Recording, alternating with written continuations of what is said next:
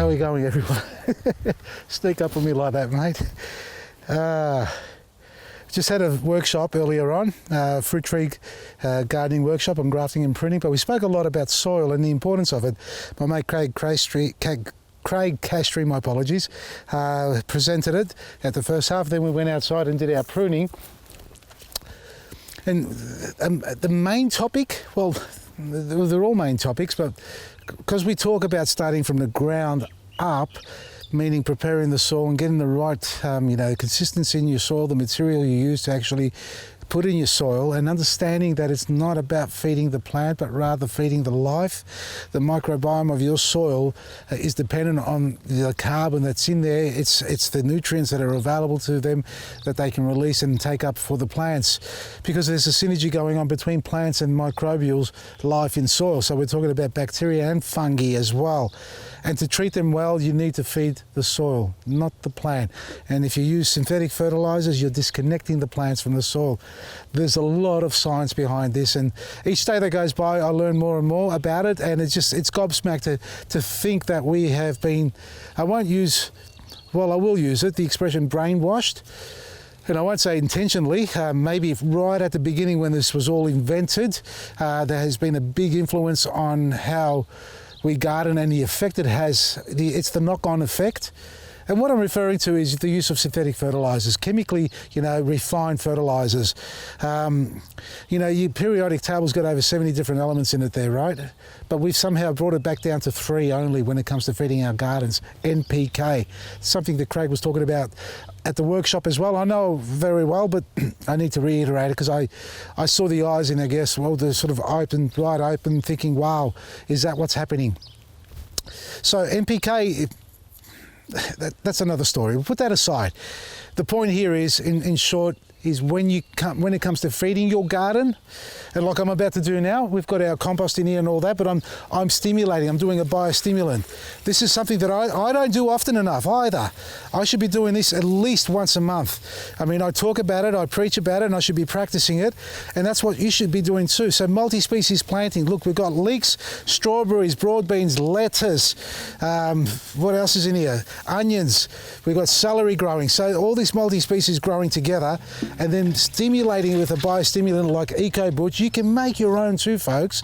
It's not just limited to our range, but look, you've got to research who is supplying you and what their ethics are, what the message is that they're trying to create there. Because for us, it's all about the quality in the product and the right advice that we can give you to the best of our knowledge, obviously.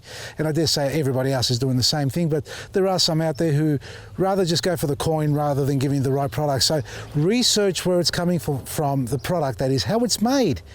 If you don't know how it's made, how can you put your trust in it? That's the biggest thing for us, and I like to stand by our products because I talk to our manufacturers on a daily basis to understand what they do and the ethics of it all, because for me, it's to avoid using anything that's really going to be harmful to our environment and in the soil and above ground, obviously. So back to the knock-on effect. Using synthetic fertilizers, you're basically practicing monoculture gardening. What you're doing is disconnecting your plants from the soil. You know what Brix is? Yeah. It's the measurement of sugars, the nutritional density of your plants. Our vegetables and fruit at the supermarkets are not measured by that. They're measured by weight. So it doesn't matter how good or bad they are for you. As long as they got the weight, that's what they get paid by, the farmers. So they'll pump anything they can onto it. We're talking strawberries, for example. They've got, who knows how many chemicals they have sprayed onto those to stop them from being destroyed from bacteria and insects and disease. Look up the Dirty Dozen, and I'm sure many of you have done that. And when it comes to eating that sort of stuff, the nutritional density is not there. So do you have an autoimmune problem going on? Do you suspect that you might be developing one, or do you know somebody who does? They're not contagious, they're not genetic either. They're actually caused by the lack of nutrients and absorption in our body. And you may be thinking you're eating all the good things, going to the supermarket and buying all those fresh produce. And why I'm saying all this now is I want to reinstill this in your head that as we get into the springtime, which is the bulk of our growing season for many of us who love to grow tomatoes, cucumbers and so on, think about how you're going to prepare your garden bed and think about what product you're going to put in there. Are you going to be price sensitive? Or are you going to be quality sensitive? Because you can get quality and price at the same time. We do those specials, but it's not a pitch here for you. It's rather opening your eyes to realize that if you're growing something in your garden, you want it to be nutritionally rich and able for your body to be absorbing that. Say that again, your body to be able to absorb the nutritional value that's coming out of your garden. And an example Craig gave as well, and I want to share this with you, is that, you know, if you go back decades, people didn't have gluten intolerances. That didn't exist. And you know why it exists now? Because our wheat has changed. The way it's been developed, it's been manipulated, genetically modified. So back in the day, you know, a wheat will have 16 grains in it or something like that, or 3 in it, let's say. I'm not sure exactly the count of grains per head, but the new one, and that wasn't anywhere near enough, that sort of quantity of wheat harvesting from a paddocks there from the farmers. So they weren't getting the value out of it because the original ancient grains didn't produce as many wheat heads as the new ones do. So they would grow more, but there were more farmers growing that stuff. Now the new stuff that's genetically modified gives you 30, 40, 50 wheat grains, whatever you call it, per head. That's great for volume, but it's not good for the health. You know why? Because those nutritional values that you have in them, all those, I suppose, vitamins that exist in that plant are being taken out. And you're left with only a handful of something supposedly meant to be able to be absorbed by your body. My English is getting really bad here. My point here is genetically modified food is difficult and if not impossible for your body to absorb. Your microbiome in the gut is unable to absorb that, hence the intolerance, you know, the reactions that you have. That's one of 1,000 examples that I can share with you. I don't have the science in front of me. I know the people who've done the research and the science, and you can research it yourself. You can see that a lot of our food is causing a lot of our health problems. And even though you may be eating the right things in your own head, but you're buying it from a supermarket. And I have no feelings for them at all, folks. I really don't. When it comes to the health of our people, and the health of our economy, because we are being robbed of all that too.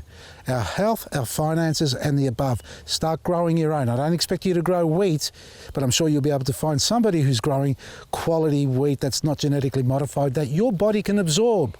And I'm sure many of you who do have gluten intolerances and are able to find quality bread or flour that hasn't been treated or manipulated, you have absolutely no issues with your gluten intolerances, gut problems. It goes on. The other one, Brix, the counting of the nutritional value. This one smacked me in the face when Craig told me about this. He was doing more research on this. It turns around and says, you realise that our food, I mean, and I know this, at 12 points on the Brix scale, that's where you want your plants to be. And above that, obviously, for when you're harvesting grapes and things like that. But at the measurement of 12 is sort of a benchmark where our food should be, or our growing food that we have in the ground, should be able to be resilient to pests and diseases. Anything below that, they're susceptible to being infected. But it's not only there, it doesn't stop there. From 12 and up, it should be considered fit for human consumption. What am I saying there? Your lettuce that you're growing, your cabbages, whatever you grow in your ground, if they're in your garden and you're feeding them naturally by nature, feeding the soil that is, your compost and the basic biostimulants that you need to put in, your Brix count will be way up there. You'll eat far less of the produce to get the same value, nutritional value, than somebody who's eating 3 times the quantity that buys it from a supermarket.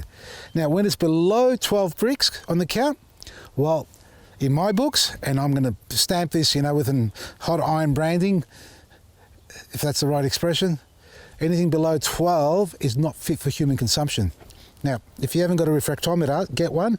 I think we've sold out, but we'll get some more online. Get one of those and start testing the nutrient value of your produce in your garden. And even go into supermarkets and test it. And I guarantee you, your lettuce, for example, would be sitting around 2, 3, if you're lucky, on the Brix count. And at home, it'd be hitting 12, 15, 18 points. And you'll feel so much more energized with the home produce than the stuff from the garden, from the supermarket. Sorry. So, long story short, folks, and I know it's a long-winded one here because I've been talking all morning and day, and I just feel like talking now.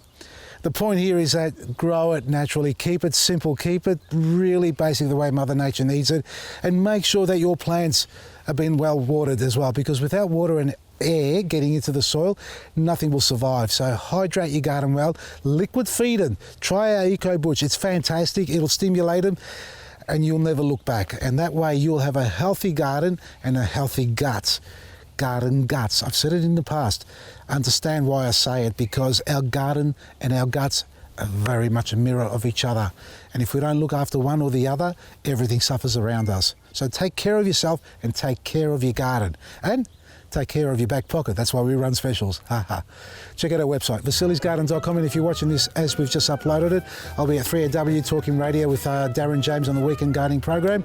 I'm in there this weekend. And later on, after that at 10 a.m, I'll be at the Werribee Heritage Fruit Tree Orchard Open Day. So Craig and all the team will be there. I'll be there with our product range. So pop down and say hello. It's a great day, beautiful day to be outside and enjoy it and get some great products at the same time. From me, Vasili, Maresi.